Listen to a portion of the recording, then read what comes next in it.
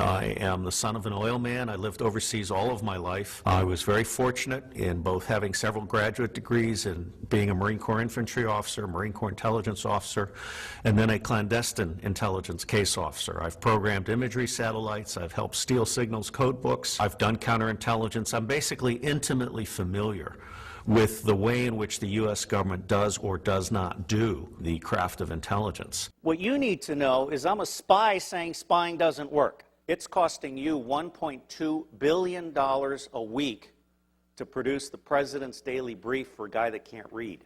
People don't realize this. Apart from the fact that NSA is 1950s mindsets with 1970s technologies, SAIC completely screwed up Trailblazer, Echelon is baloney. 80% of your signals intelligence comes from analysis of patterns.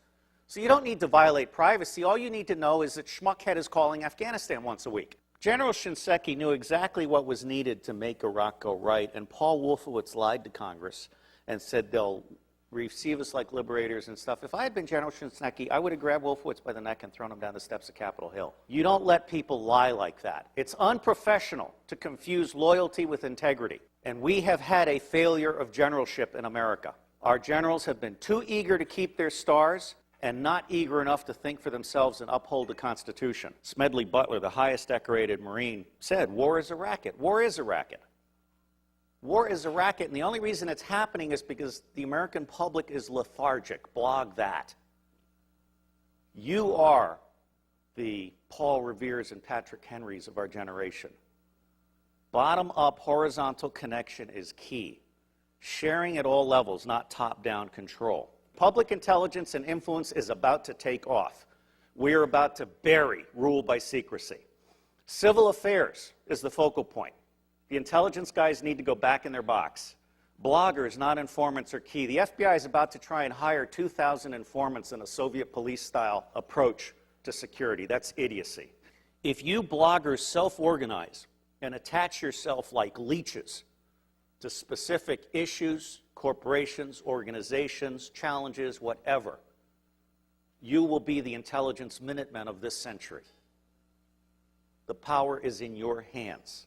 There aren't enough guns to kill us all, and Halliburton can't build the jails fast enough to keep us down. Bloggers, as Linux is organized, where you grab onto an issue or something and you are part of a structured citizen journalism blogging thing that lets no evil doing go unnoticed, that rules. So I think we're at a turning point. I think we're at the very beginning of a historic tidal shift in power, restoring the Constitution. I don't know how many of you are following this, but the Comptroller General has told Congress the United States of America is insolvent. We're out of Schlitz. We literally have no money to make it to the next decade. Now, there's some very easy solutions. I can eliminate all income taxes tomorrow and have more than enough money to fund the government by using some other guy's bright idea. We tax the Federal Reserve at 0.0006, doubles our money until we decide to put them out of business permanently, because we certainly should not have central banks. We've put together an electoral reform pledge, and it's my view that any member of Congress, any member of the Senate that refuses to sign both the constitutional pledge, supporting the Constitution, and the electoral reform pledge should be put out of business. And I believe that will be 95% of all of these people. It may be time to literally dump Congress on its ass and start over. The government has gotten stupid to the point that it can't write a statement of work. And so they ask the contractors to write a statement of work, and the contractors write a statement of work saying, you need more of what I haven't been able to sell. And the government says, oh yeah, right, good. Put it in the budget. This is real shit. I can crack all 10 of the top-level threats to humanity in less than 25 years for less than 1/3 of what the world is spending on the military. Blog that. And I will tell you the price of buying back the United States government. It's $500 million a year. In the early 90s, Newt Gingrich and the Republicans got together. Their plan is now on the street. It's been exposed by a Columbia professor. They concluded that they could buy the United States government from school board to State House to White House for $300 million a year, and by golly, they did. And every single member of Congress is impeachable for having abdicated their Article I responsibilities under the Constitution and serving as foot soldiers for the president and his mendacious vice president. If you confiscate all the wealth in the world, which I do not advocate, all you have is a $5 bill for every one of the 5 billion poor on the planet. For what we have spent on the Iraq War, I could have given a free cell phone to every one of the 5 billion poor on the planet. I could have taken the 10% residual capabilities on DoD satellites, abandoned communication satellites, and I could have provided free T1 to the Southern Hemisphere. Blog that.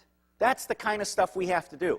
Because if we don't do that, those 5 billion people, instead of producing wealth that stabilizes the earth, are going to produce plagues, epidemics, criminal gangs, drugged up people. Ralph Peter's a friend of mine, and the bottom line here is the only path to wine, women, and wealth for badasses anywhere on the planet that have no money is guns. And what's happening here is we're at the very beginning. We're just starting to come out of our little eggshell. When the industrial era began, it broke the connection between kinship and trust. And it started treating people as commodities. And then we lost sight of our government and we allowed the corporations to buy the government. The United States of America no longer represents we the people. But you can change that. The reason it's not working today is because we have a military-industrial complex that profits from secrecy and war, and it does not profit from efficiency and peace. Blog that. The bottom line here is that central banking is an evil cancer. These people are selling us credit they don't have so they can take profits they don't deserve out of our pockets. That's nuts.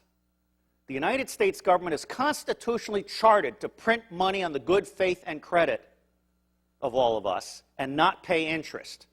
Why are we being such fools? Well, unfortunately, if you fight them, you get assassinated. Lincoln and Kennedy were both about to print money and not borrow from the banks. I can't connect those two dots, but I can tell you they're side by side.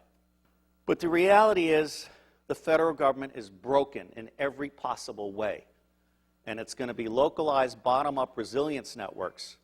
They're going to save us. That's where you guys come in. Our educational system stinks.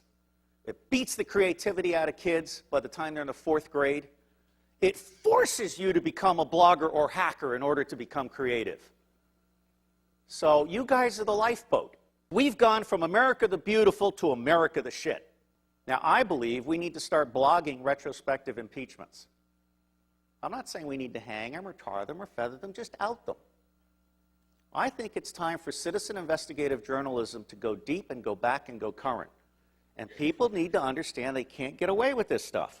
There is absolutely no lack of solution, and there is also no lack of money. What is lacking is the popular political will to exercise our God-given right to be in charge. I got thrown off Fox News for saying the global war on terror wasn't real. Well, it's not. Okay? I mean, until we can get to one man, one bullet for the top 6,000, we can contain the next level, and we can provide a quality of life for everybody on the planet at the lowest level, we're not going to get it. The Air Force solution for terrorism is to kill one guy in an entire village, which of course creates 100 to 200 additional terrorists because of that indiscriminate war crime. It's just nuts. And it's nuts because the media isn't doing their job, and so it falls to you. And my dream is to have someone adopt every zip code and start doing that weekly report for their zip code. And then those little reports will start having babies, and it'll start spreading. Your government is stupid, and they're stupid deliberately. The intelligence community does not do open source information because they like to think that the cabinet departments are doing their open source information. That's not true. The cabinet departments don't know how to do decision support. What they know how to do is take stakeholder interests and turn them into policy that increases budget share. That is not what I call reality-based budgeting. Politics today has gotten so dirty it's not worth anybody's time if they've got a brain. Well, I don't have a brain, I have a soul. And I believe that America needs to get back in the business of managing itself. I am absolutely certain that central banks are an evil. Central banks are screwing us all, or we'll head it right. We are pigs being harvested for profits. I do believe there are secret societies, although, you know, given a choice between conspiracy and incompetence, I generally go with incompetence. The Bilderberg Group, I just saw a list of who attended the last time, and it's almost a list of nobodies who want to be somebodies combined with somebodies on their way down. You know, I'm not that impressed. These people think they're the movers and the shakers. They're only the movers and the shakers as long as you let them be the movers and the shakers. I spent 18 years trying to help secret government agencies get in touch with unclassified information. And Tom Attlee sent me an email, and he had this little signature blog where Buckminster Fuller said, don't try and heal a broken system, create a new system that replaces it. So I'm honored to be here to set the tone for you guys. And my bottom line is, don't waste your time on the federal government. It's going away. There are 27 secessionist movements. There are 9 distinct nations in North America. I anticipate some virtual separation in the Republic. And I think that you're going to find that, like Vermont, for example, is all of a sudden going to be seen by the rest of America as exactly where we want to be, or Seattle. And so that's called the spike theory of change. As soon as one state gets it perfect, it's going to spread like wildfire.